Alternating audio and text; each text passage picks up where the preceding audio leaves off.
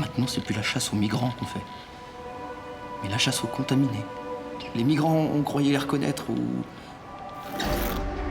Mais là, n'importe qui peut être un danger. Et du coup, pour se protéger, on s'isole, on brise encore plus les liens. Et c'est comme ça qu'on est en train de creuser notre tombe. Effectivement, pas de bactéries, pas de virus, pas d'empoisonnement, pas de parasites. Ça veut simplement dire qu'on n'a pas cherché la bonne chose. On en est à 200 ans d'ère industrielle, à peu près 10 générations. C'est tout frais au regard de l'évolution, mais c'est largement suffisant pour que l'air pollué qu'on respire, l'eau javellisée qu'on boit, les aliments qu'on ingère, altèrent petit à petit notre patrimoine génétique.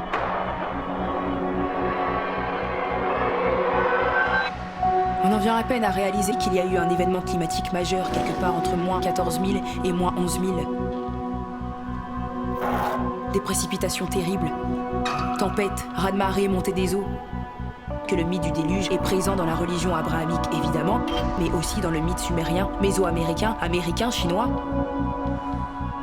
On sait aujourd'hui que les arbres échangent des informations sur des kilomètres de distance, grâce à une symbiose avec le mycélium du sol. Et si une population très avancée avait développé un moyen de transmettre les informations au-delà des océans? Avec une machine qu'on n'aurait jamais retrouvée car elle est organique, donc profondément unie à la nature. Au moment où la civilisation disparaît dans la catastrophe naturelle à l'origine du mythe du déluge, le peu d'humanité survivant perd le mode d'emploi de la mémoire du monde. Et une machine pas entretenue, au bout d'un moment, elle se détraque, d'autant que la matière organique, ça pourrit, ça sèche, ça meurt ou ça se casse facilement. Seul l'éthéré, l'énergétique, le quantique survit, mais perverti.